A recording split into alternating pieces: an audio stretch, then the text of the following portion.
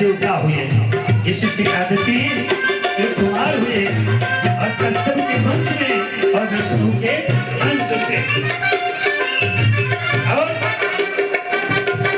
शुक्ल पक्ष भादो रहले अब जितना चंद्र रहले, शुक्ल पक्ष भादो रहले अब जितना चंद्र रहले, शुक्ल पक्ष भादो रहले अब जितना चंद्र रहले। राजा बलि को चलने भादो द्वादश में रहले, राजा बलि को चलने भादो द्वादश में रहले, राजा बलि को चलने भादो द्वादश में रहले। बामन अवतार प्रभु का भादो द्वादश में रहले, बामन अवतार प्रभु का भादो द्वादश में रहले।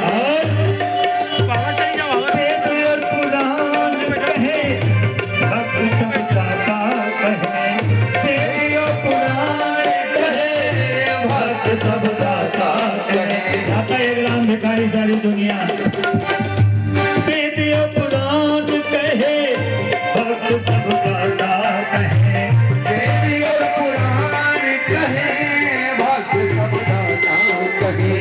भिक्षा की मांगे गाई भादो द्वादश में रहले, भिक्षा मांगे गाई भादो द्वादश में रहले, भिक्षा मांगे गाई भादो द्वादश में रहले, भिक्षा मांगे गाई भादो द्वादश में रहले।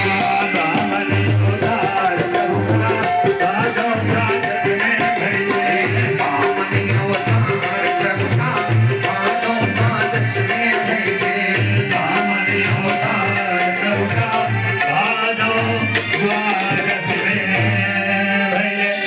बोलो बामन भगवान की जय हो। भिक्षा मांगते मांगते ये पहुंचे राजा बलि के यज्ञ मंडप पर। आवाज लगाया, दौड़ते हुए राजा बलि पहुंच गए। भक्त था, दानवीर था। जब ये बताया तो राजा परीक्षित ने प्रश्न किया सुखदेव भगवान से कि दैत्य कुल में रह करके क्या कारण था, पूर्व जन्म का क्या हाल था, वो कथा सुनाओ कि क्यों इतना ये दानवीर हुआ और यज्ञ इतना किया। क्षेपक में सुनाया पूर्व जन्म का हाल राजा बलि। ये नीच कुल में नीच कर्म करते करते नीच पर उतर आया। बेश्या के यहाँ जाता था, जुआ खेलता था। जुआ में एक दिन काफी पैसा मिल गया तो सोचने लगा कि बेश्या के लिए कीमती माला खरीद ले। माला लेकर के जिस समय था उस समय से आधा घंटा विलंब हो गया था, इसलिए कामांध होकर दौड़ता हुआ जा रहा था। एक भोलेनाथ का पत्थर पड़ा था रास्ते में, लगा ठक्कर गिरा धाम से। दूसरे पत्थर पर सर टकरा गया, उठ गया मस्तक, अंतिम श्वास चलने लगी। सोचने लगा वो नीचे जुआरी, ये माला कैसे पहुंचेगा, तो बचेंगे नहीं। लेकिन आरत का न करे को कर्मो, मजबूरी क्या नहीं करती।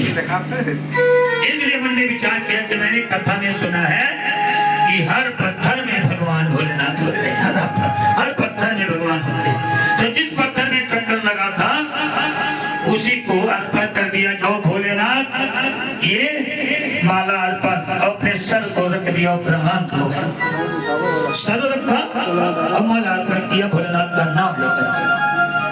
ये वहां पर पहुंचा, चित्रगुप्त ने लेखा जोखा देखा, जन्म जन्मांतर युग युगांतर कल्प कल्पांतर पाप ही पाप किया था। मरते समय में माला अर्पण का एक घड़ी का पुण्य और सर को रख दिया था, इसलिए एक घड़ी का पुण्य 2 घड़ी का पुण्य बना था।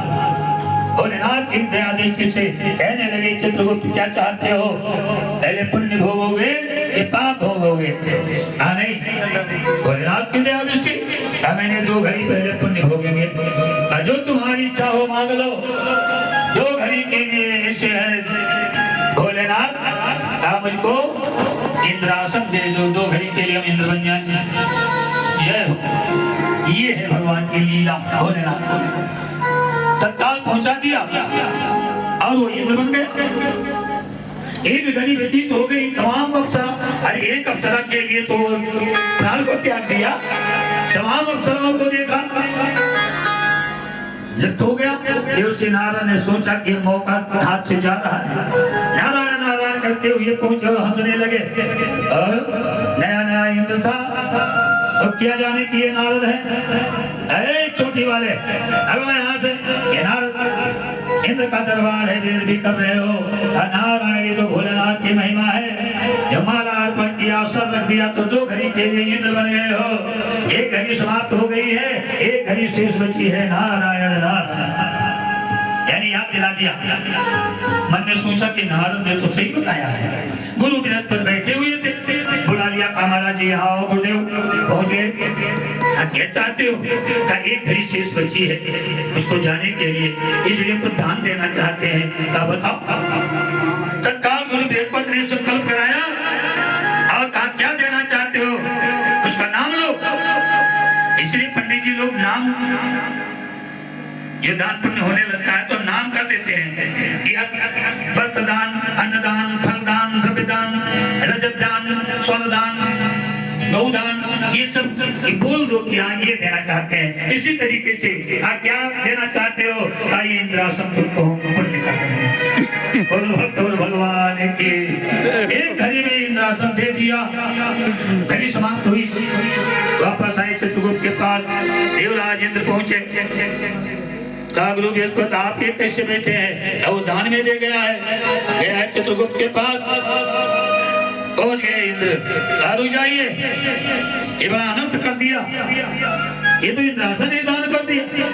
कलम रुक गई चित्रगुप्त का कि माला अर्पण किया तो इंद्रासन मांग लिया और इंद्रासन ही संकल्प कर दिया है, अब इसके आगे हम क्या देंगे इसको अगर मांगेगा तो। बोलो भक्त और भगवान की जय हो। हारी मान लिया था भैया, अब तुम जो पाप किया है जाकर के बीच कुल में तुम्हारा जन्म होगा, लेकिन जो दान करते तुम जा रहे हो ये दान याद रहेगा, और फिर जब 100 यज्ञ तुम्हारा पूर्ण हो जाएगा तो तुमको वही जो पुण्य किया है तेरा तुझको अर्पण क्या लागे मेरा, इंद्रासन तुमको मिल जाएगा, तुम इंद्र बनोगे। ये पूर्व जन्म की कथा सुनाया सुखदेव जी ने।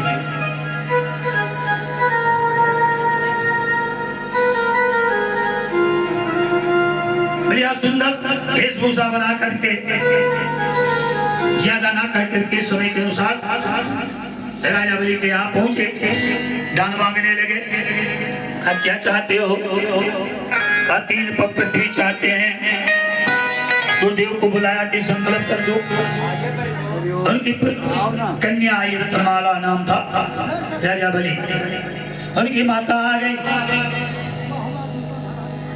गुरुदेव ने कहा कि ये बहुरूपिया छलिया विष्णु है, ब्राह्मण रूप बना करके आया है छल करने के लिए, भगा दो इसको।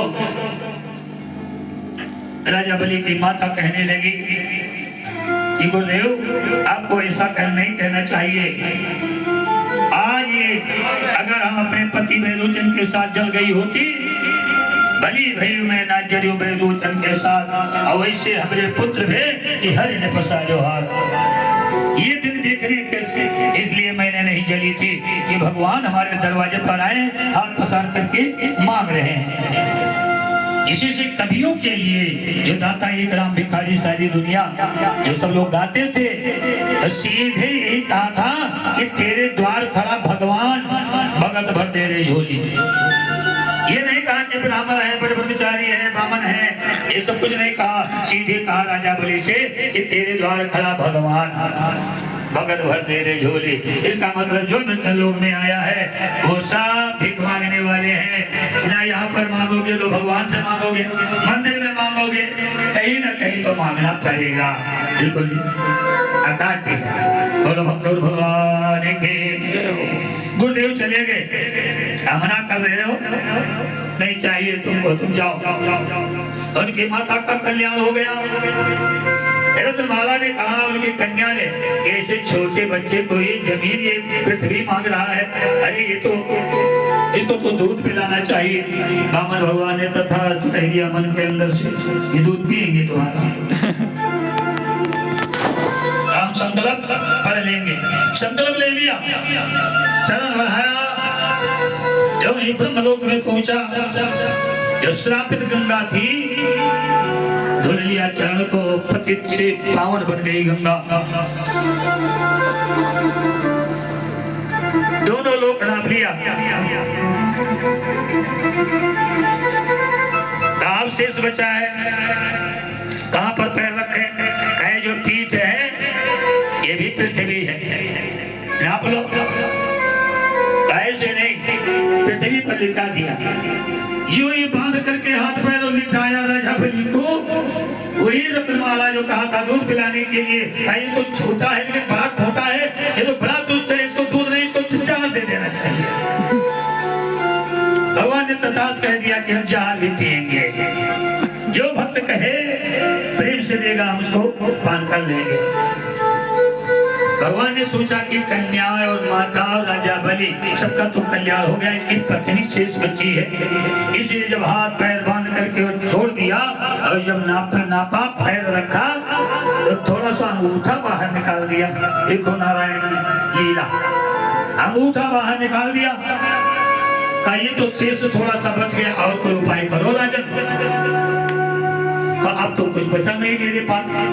तब तक उसकी धर्मपत्नी आ गई, कहा प्रभु आप जो मांग रहे हैं ये पति देवता भी मांगा था, ये मांग जो औरतें भक्ति है मांग, ये मांग होती है, अब मांगने से मांग मिलती है। आप मांग रहे हैं तो मेरा मांग ये पति का है, इसलिए लगा दीजिए, नाप लीजिए, क्योंकि जब तक पति होता है तब तक स्त्रियां मांग भरती है, और जब पति नहीं रहता है तो मांग नहीं भरती, इसलिए वो मांग की जगह पति का होता है, इसलिए अंगूठा को लगा दिया, यानी सब परिवार का भगवान ने कल्याण किया। बोलो भक्त और भगवान की जय हो।